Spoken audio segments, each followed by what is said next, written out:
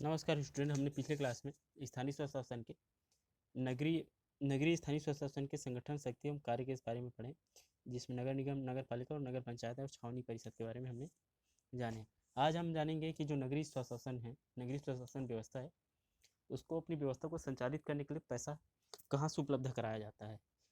क्योंकि हर संगठन, कोई भी संगठन माना जाता है, भारत में माना जाता है कि जो जिस तरीके से शरीर को जीवित रखने के लिए क्या है, खून की आवश्यकता पड़ती है, उसी प्रकार से राजनीतिक व्यवस्था को जीवित जीवित रखने के लिए पैसों की जरूरत पड़ती है। बिना पैसे के क्या हो जाते हैं, जो राजनीतिक व्यवस्थाएं बिना पैसे के कमजोर हो जाती है। जिस तरीके से शरीर में क्या हो जाता है, अगर खून ना हो तो शरीर क्या हो जाता है, धीरे धीरे निर्बल होना प्रारंभ हो जाता है, या उसकी जो अवस्था है वो बिगड़ती चली जाती है। उसके साथ साथ क्या होता है, अगर खून नहीं होता शरीर में, उसके स्वरूप है, उसके अंग है, वो फिर क्या है, धीरे धीरे काम करना बंद कर देता है। उसी प्रकार से राजनीतिक व्यवस्था में माना जाता है, जो पैसे हैं उसे क्या माना जाता था, क्या माना जाता है, उसे शरीर रूपी जो व्यवस्था है उसे खून माना जाता है। बिना पैसे के किसी भी संस्था को संचालित नहीं किया जा सकता। कहने का मतलब ये है कि आप उदाहरण के तौर पर बहुत सारे ऐसे राज्य है, बहुत सारे ऐसे देश है, आप उस देश की जो राजनीतिक व्यवस्था है वो तभी अच्छा है क्योंकि वहाँ की जो आर्थिक अर्थव्यवस्था बेहतर है। इसी के संबंध में कौटिल्य ने इसी के संबंध में कौटिल्य ने जो राजनीतिक व्यवस्था का जो निर्माण है, या उन्होंने जो अर्थशास्त्र में इसी कारण से क्या है, राजनीति को अर्थशास्त्र को जोड़कर रखा हुआ था। उनका मानना था कि राजनीति और अर्थशास्त्र दो अलग विषय नहीं है, बल्कि अर्थशास्त्र और राजनीति एक ही विषय है, बल्कि उसके जो तरीके हैं वो अलग अलग तरीके हैं, मगर उसका जो विषय है दोनों एक ही है। इसीलिए माना जाता है कि बिना धन के राजनीतिक व्यवस्था को संचालित किया नहीं जा सकता। वह हर संगठन को अपने लक्ष्य को पूर्ति करने के लिए धन की आवश्यकता होती है, और उसे धन विविध साधनों से उपलब्ध होता है। वो अपने कार्यकलापों को लाभ कमाकर अथवा बाहरी स्रोतों से ऋण या अनुदान लेकर क्या करते हैं, धन प्राप्त करने का काम करता है।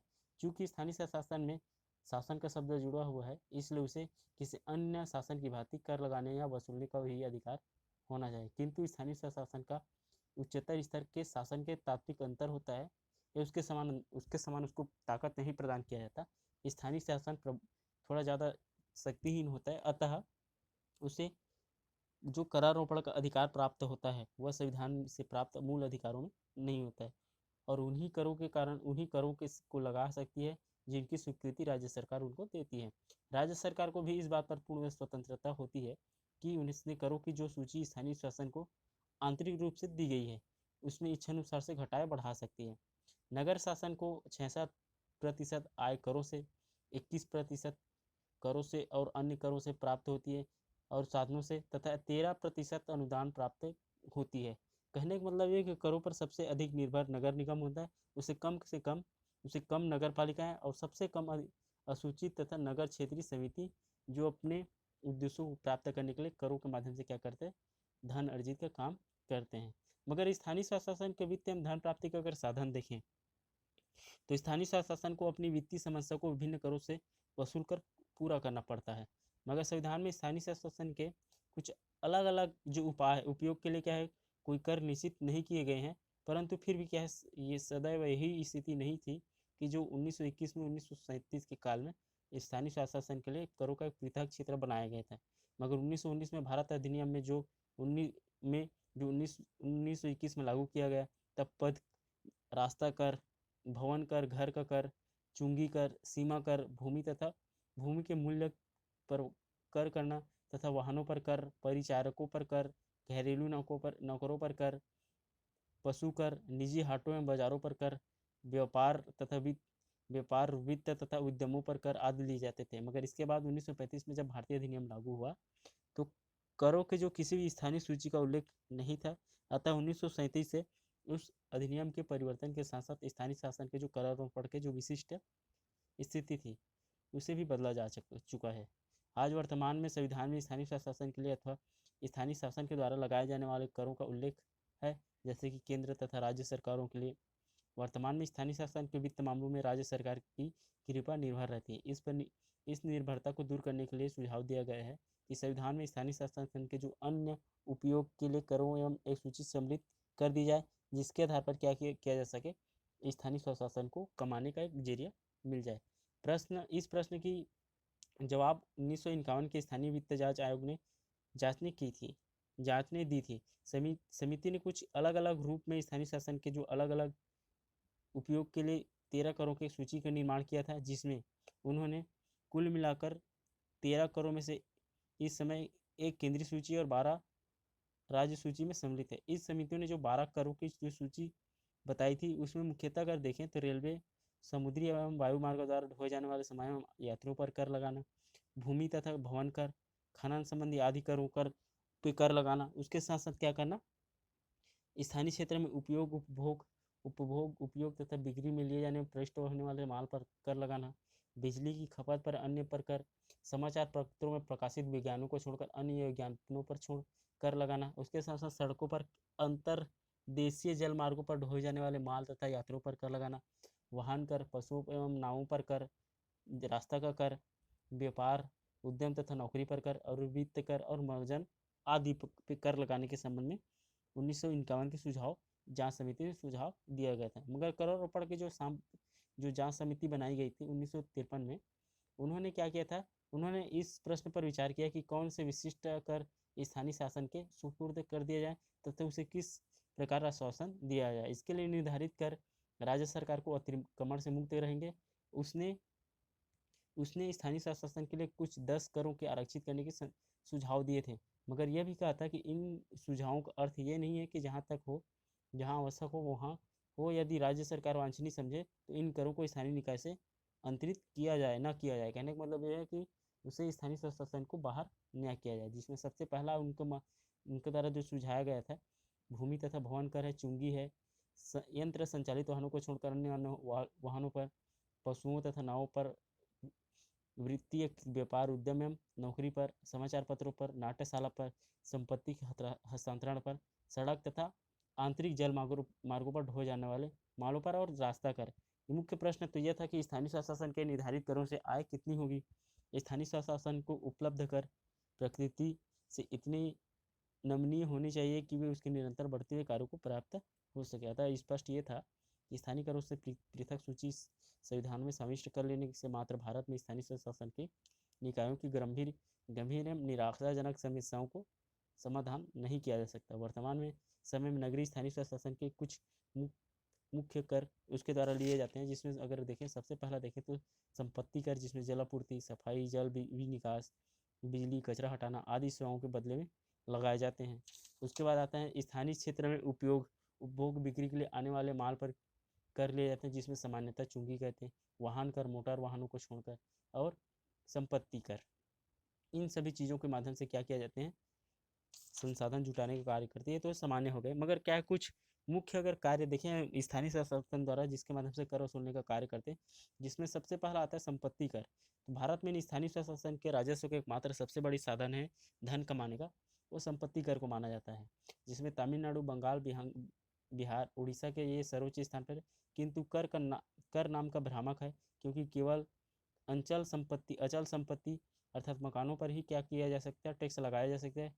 कहने का मतलब ये किसी भवन कर कहना अधिक उचित होगा, क्योंकि जिसके पास अन्य प्रकार की संपत्ति है, जैसे कि हिस्से का शेयर है, आभूषण है अथवा नकदी है, वो संपत्ति कर के प्रभाव से मुक्त रहते हैं। फिर भी भारत में भवन का स्वामी होना सामाजिक प्रतिष्ठा का एक सूचक है, इसलिए मकान मालिक को अपनी इस हैसियत को ध्यान में रखते हुए कर देने में संकोच नहीं करना चाहिए। संपत्ति कर का निर्धारण किस तरीके से किया जाता है, तो इसके संबंध में माना गया है कि संपत्ति कर के निर्धारण का आधार या तो संपत्ति का वार्षिक भाटक संपत्ति रही है या उसका पूंजीगत मूल्य। भारत में स्थानीय शासन में सामान्यतः वार्षिक भाटक राशि को ही कर आरोपण का आधार माना जाता है। संपत्ति का पूंजीगत मूल्य का निर्धारण दूसरा आधार है। भारत में नगरों में अधिकतर मकान या तो रहने के लिए होते हैं या किराए पर देने के लिए होते हैं। इसके पूंजीगत मूल्य की तुलना, उसकी राशि को निर्धारण करना ये अधिक सरल हो जाता है। इसके अतिरिक्त संपत्ति के भूमिगत पूंजीगत मूल्य में भाटक राशि की तुलना में कहीं अधिक उतार चढ़ाव होता है। अतः वास्तविक अथवा उचित भाटक राशि के आधार पर कर लगाना वस्तुतः संपत्ति से होने वाली वास्तविक अथवा संभावित आय पर कर लगाना। इसलिए वहाँ तक पूंजीगत मूल्य के आधार पर क्या है, कर लगाने के पीछे कहीं अधिक न्याय संगत माना जाता है। कहने का मतलब ये कि जो किसी भी विषय पर टैक्स लगाने की जो निर्धारण है, उस जिस पर क्या करते हैं व्यक्ति क्या कर रहे हैं, जिसका उपयोग कर रहे हैं, उपभोग कर रहे हैं, उसके आधार पर क्या किया जाता है, टैक्स लगाने का काम किया जाता है। उसके बाद आते हैं संपत्ति कर तथा सरकारी इमारतें। दूसरा साधन माना जाता है संपत्ति कर तथा सरकारी इमारतें। तो आजकल केंद्रीय सरकार द्वारा इमारतों तथा भूमि संपत्ति कर से मुक्त कर दिया गया है। इसलिए संविधान का अनुच्छेद 285(1) में लिखा है कि केंद्रीय सरकार की संपत्ति उन सब करों से मुक्त होए जो राज्य सरकार द्वारा या राज्य के भीतर किसी प्राधिकरण द्वारा लगाए जाते हैं, किंतु संसद में विधि पारित करके इसके विपरीत प्रावधान कर सकती है कि संसद ने अभी तक आवश्यक विधान पारित नहीं किया। इसलिए स्थानीय निकाय केंद्रीय इमारतों तथा भूमि पर संपत्ति कर नहीं लगा सकते। जब संपत्ति धारण करने वाले व्यक्ति को संपत्ति कर देना पड़ता है तो केंद्रीय सरकार को अपने को इस कर से मुक्त रखना न्याय संगत नहीं। इस हेतु क्या है, स्थानीय स्वशासन की केंद्रीय परिषद द्वारा सुझाए गए संसद की शीघ्र संविधान में अनुच्छेद 285(1) में संकल्पित ऐसे योग्यकारी विधान को पारित कर दे, इस प्रकार केंद्रीय सरकार की संपत्ति पर कर लगाने को मार्ग प्रशस्त हो। कहने का मतलब ये है अभी तक जो केंद्रीय इमारतें हैं, भवन है, उसमें टैक्स लगाने की अनुमति प्रदान नहीं की जाती है, मगर फिर भी क्या इसे टैक्स वसूला जा सकता है। उसके बाद आते हैं चुंगी टैक्स। तो शब्द को इसमें चुंगी का अर्थ है नगर में लाई गई विक्रय वस्तुओं पर टैक्स है। कहने का मतलब ये है संविधान में इस शब्द का प्रयोग नहीं किया गया है। उल्लेख किस नाम से है कि किसी भी स्थान क्षेत्र में उपभोग उपयोग और बिक्री के द्वारा लिए गए जो माल है उसके द्वारा अगर कहीं पर अगर ले जाया जाता है तो उसके माध्यम से क्या किया जाएगा, टैक्स लिया जाएगा। और टैक्स के माध्यम से क्या करेगा, नगर निकाय नगर पंचायत है वो क्या करेगा, अपने उद्देश्यों को या वित्त संसाधन उपलब्ध कराने का कार्य करेगा। उसके बाद आते हैं सहायक अनुदान। तो स्थानीय निकाय को अनुदान निरंतर निश्चित रूप से मिलते रहते हैं।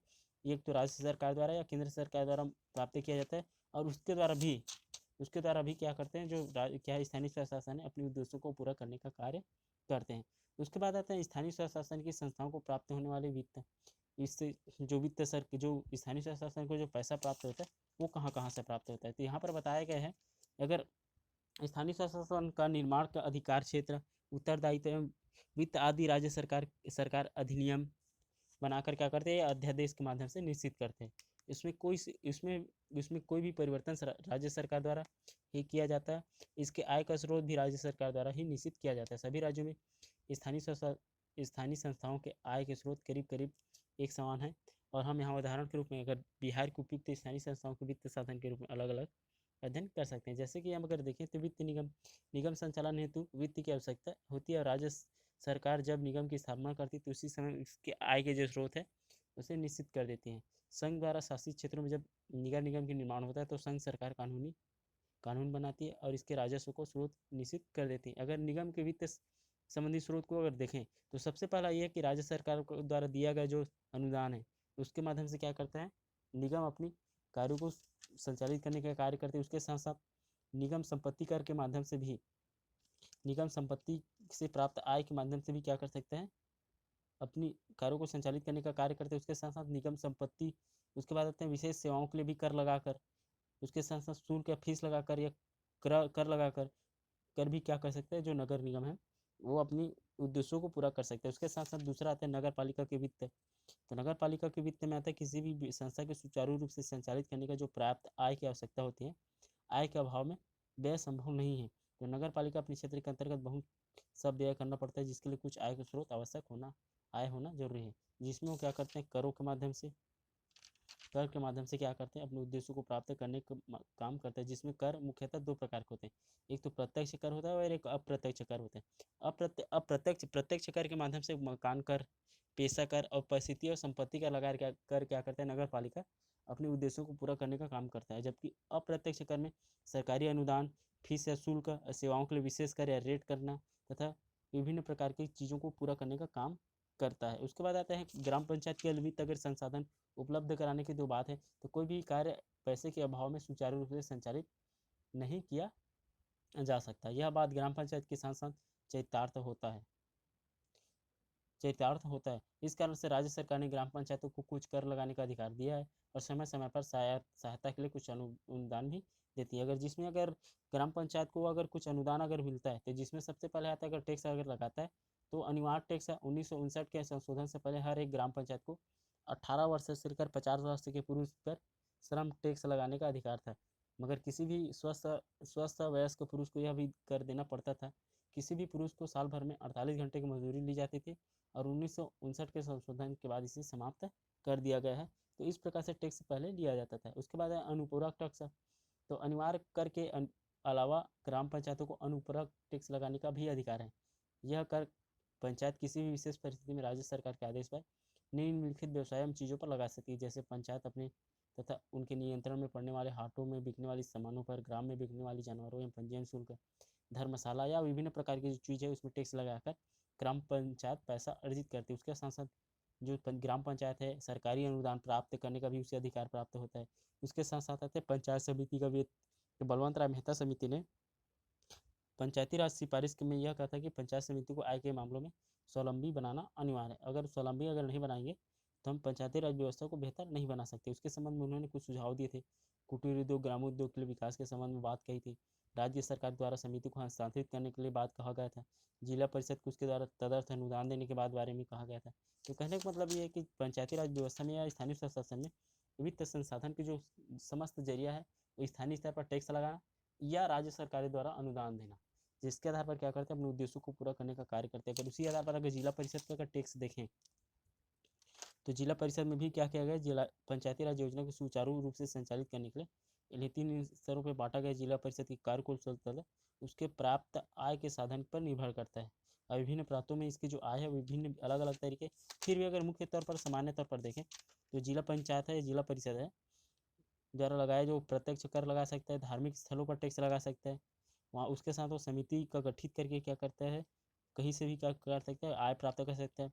भू राजस्व एवं स्थानीय सेन से भी क्या कर सकता है, वो टैक्स प्राप्त कर सकता है। उसके साथ सरकार द्वारा अनुदान भी प्राप्त कर सकता है और पंचायत समिति द्वारा जनता द्वारा भी अनुदान ग्रहण कर सकता है। इस आधार पर देखें तो भारतीय स्थानीय स्वशासन में क्या किया गया है, ज़्यादातर जो जितनी भी संस्थाएं स्थापित की गई वो या तो टैक्स के माध्यम से या अनुसंधान के माध्यम से या अनुदान के माध्यम से क्या कर सकता है, वो अनुदान के माध्यम से अपनी आय कर सकता है और उसके आधार पर अपने जो उद्देश्य है अपनी नगरीय व्यवस्था को बेहतर करने के बारे में वो काम कर सकता है।